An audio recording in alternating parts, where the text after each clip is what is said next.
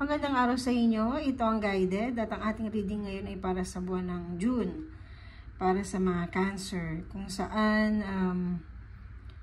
matatapos na yung kalahati ng taon at masasabi natin ang June ay magbibigay sa atin ng napakagandang opportunity o napakagandang buwan para sa ating lahat. Lahat ng mga paghihirap natin ng mga nakaraang buwan at dala pa ng nakaraang taon, masabi nating ito yung pinaka turning point ngayong June na to, kung saan may kita natin lahat ng pinunla natin. Syempre kung positibo lahat yun, then positibo lahat ng lalabas ngayong June, para hatakin pa rin ng positibong enerhiya yun kahit hindi naging maganda man kung ano man yung naumpisahan natin. Siyempre, tutulungan tayo ng sa taas at ang mga nakapaligid sa atin, nadalin pa rin tayo sa tamang landas. At ngayong June ay napakagandang opportunity para i-rebuild, mag-revert, at magpatuloy kung ano man yung mga naumpisahan na natin na mas magpapagaan ang buhay natin para sa mga susunod na buwan. So, 4 card spread tayo. And then, bubunot tayo ng angel message and thank you, angel. Para sa mga Cancer.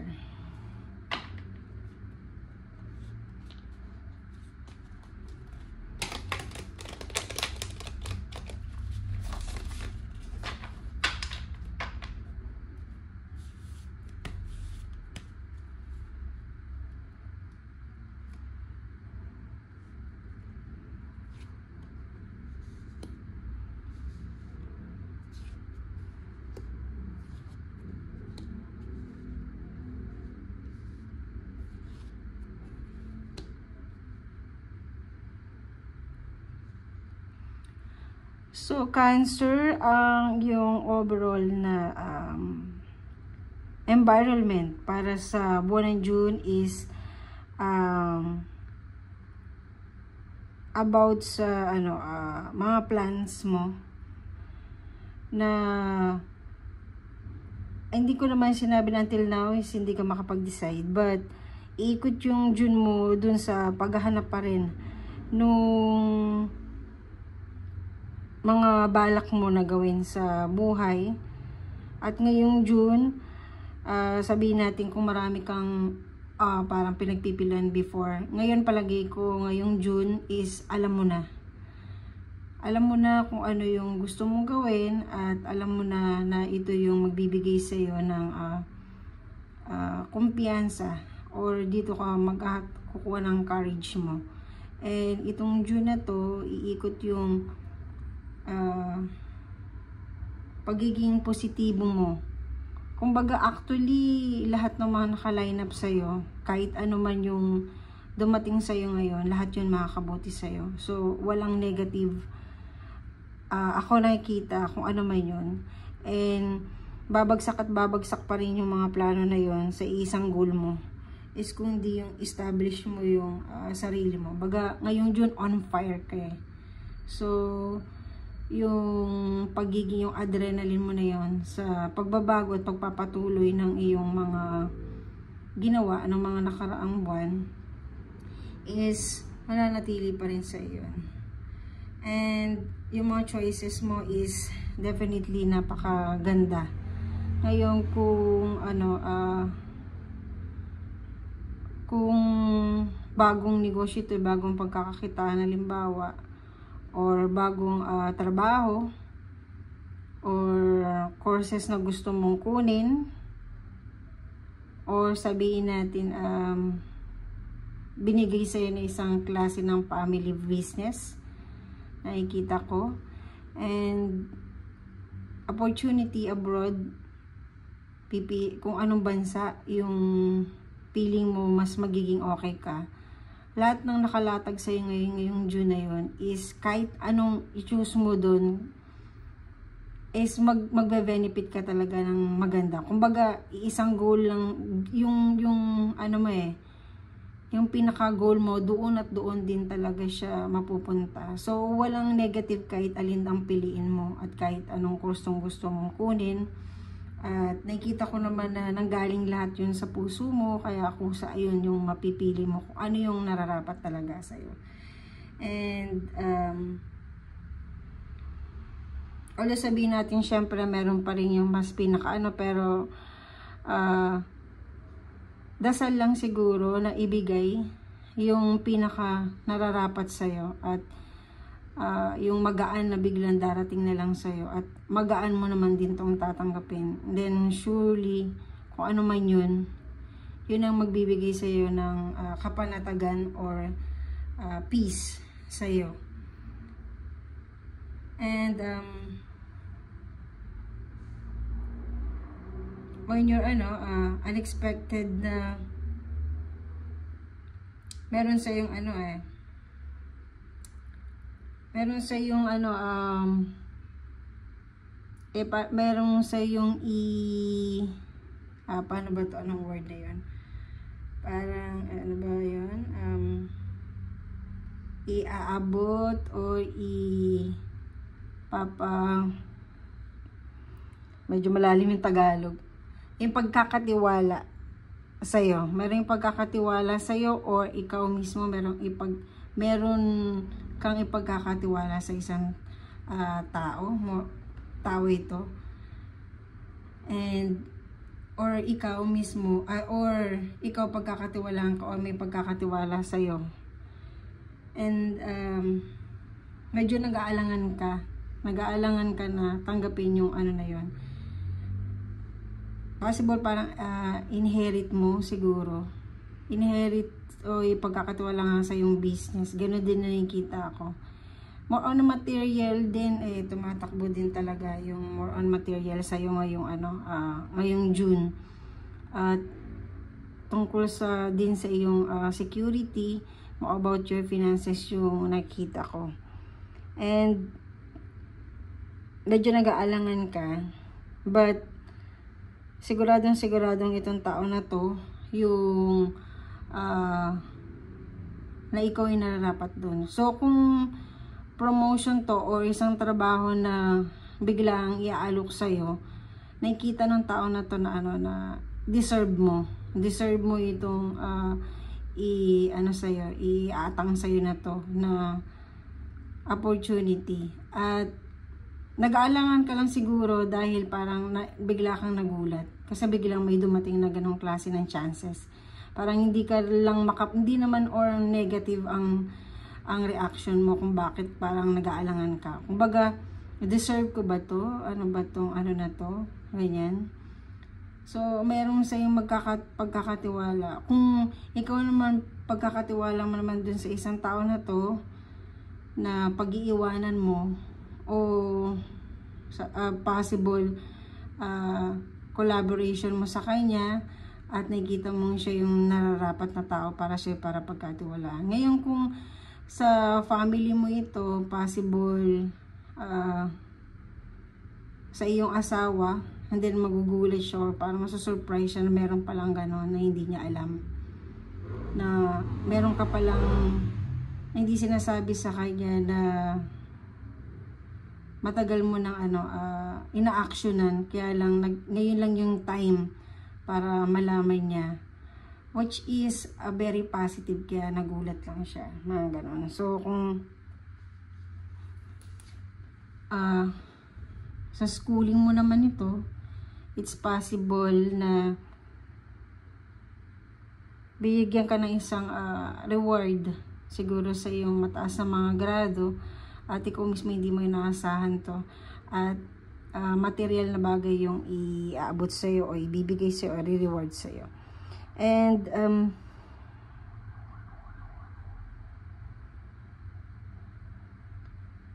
medyo nakakaramdam ako ng sa iyo ngayon, Cancer. Kaya medyo para napapa-stop ako is napakatagal mong mag-decide. Siguro dahil yung mga pinagdaanan mo nung nakaraan, parang natatakot ka na basta ka na lang magsisigi. At ayaw mo naman na magkamali. So, tulad ng sinabi ko sa iyo kanina, ang environment mo ngayong June is anything na ilalatag sa'yo ng pagkakataon ngayon is yung nakalaan yung para sa'yo. At kahit ano man yung mapili mo doon, definitely magiging positive yun is para sa'yo talaga. And isang work of magic sa The Magician, na bigla na lang dumarating yung mga ganong ano. Kahit ikaw mismo, may kakayahan pala akong ganito na hindi ko alam na magagamit ko pala sa ganito. So, ang June sa iyo ngayon is parang dumarating sa iyo yung mga chances na hindi mo inaasahan. At ikaw na mismo talaga is nagugulat ka na merong mga ganong klase ng chances na ikaw yung pinagkakatiwalaan ng tao, or meron kang tao na alam mo na yun ang kakayahan niya, at ikaw mismo nare-reward ka sa mga bagay na hindi mo inaasahan. Ikaw din mismo, or kung meron ka mang niloloan, mga ganun, natatanggap ka, or kung ano man yung more on material pa rin na nakita ko ngayon dito. So, by the end of June, masasabi natin very strong yung mo, which is 8 of Cups, and yung emotion mo is overflowing ngayong June. Yung by the end of June, parang overflow ka ng iyong emotions of strength, at ang dami mo nang pinaghugutan, at mas magiging matibay ka na na tanggapin lahat yung mga responsibilities mo ngayong June. At lahat ng mga in-embrace mo ngayon June, ikaw mo sila,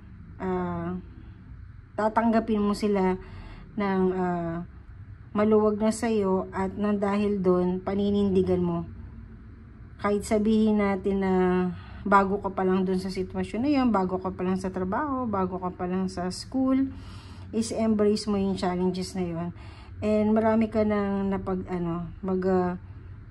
napagdaanan kung saan ikaw nga mismo, di ba, hindi mo alam na yun pala yung strength mo. So, kung mabibigyan ka ng opportunity to go abroad ngayong taon na to, mukhang lang naman, yung mabilis mo naman itong ma-adapt yung lugar, at embrace mo yung bagong environment or bagong mundo para sa'yo. At ngayong June, Cancer, is more of hindi naman masama yung mag-isip ka na matagal or magano ka. Pero minsan kasi yung sobrang delay mo ng kaka-antay or kaka-decide or kaka-ano ng mga sign na akala mo hindi pa rin dumarating sa'yo, is parang yung ibang opportunity pwede mapunta sa iba. So, kung magdi-decide ka na, magdi-decide ka na ngayon June.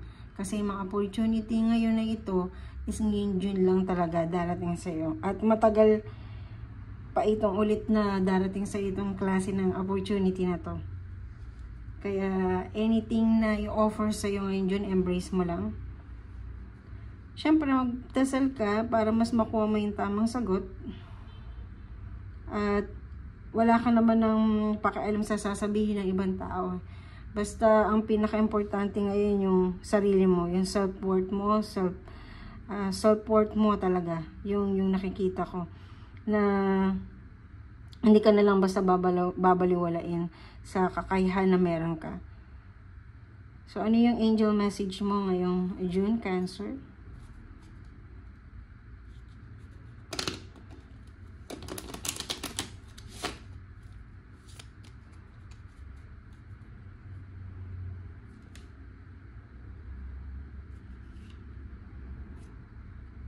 Take action. So, sinasabi sa'yo ng yung angels, take action. Diba? Tulad kanina, sinabi ko nga sa'yo, na yung June sa'yo, itong mga opportunity na kusang biglang darating na sa'yo, it's like a magic na ikaw mismo, parang, did I deserve this? Ito ba yun? Ito na ba yun? Take action na yun. So, ngayong June na to, lahat nung pwede mo embrace mo na, tanggapin mo na yung dapat mong tanggapin. Siyempre, yung kaya mo lang. Yung kaya mo lang at alam ng kakayahan mo na doon. Syempre, hindi naman yung sinabing sa'yo na tanggapin mo lang lahat is yung in general yung ibig sabihin. Baga, sinasabi lang na kung ano yung mga opportunity na yun at yung mga chances ka na alam mo yun, okay mo to, ay, kaya ko to, ganito, oy, ano pala to, magagamit ko pala before itong kakayahan ko na to dito, and then, yun. So, anything you, ano naman, is ipakikita sa'yo ng yung anghel, kung ano yung nararapat na action na yun, at definitely magmi-meet kayo ng yung Imelda sa iisang adhikain mo. Aabutin mo at iabot nila sa'yo yung mga, ano na yon, yung mga spark na yon na magkakaroon ka ng, ano, ng eagerness na ito na yon. So, ang ating thinking is spiritual gift.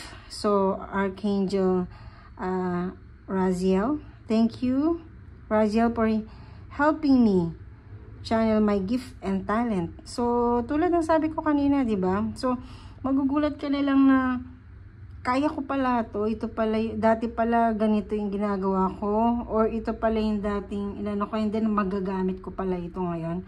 So, ipinupush ka talaga na kahit ng yung anghel na ano na doon ka sa kaya mo at yung pinaka-talent mo talaga, yun talaga doon ka talaga mag-excel. At doon sa bagong environment mo na yun, embrace mo lang ngayong June, sabi ko sa'yo, at bigyan mo lang ng focus yun, at sigurado magtatagumpay ka at malalampasan mo kung ano man yung mga magbibigay pa sa'yo ng konting disturbance.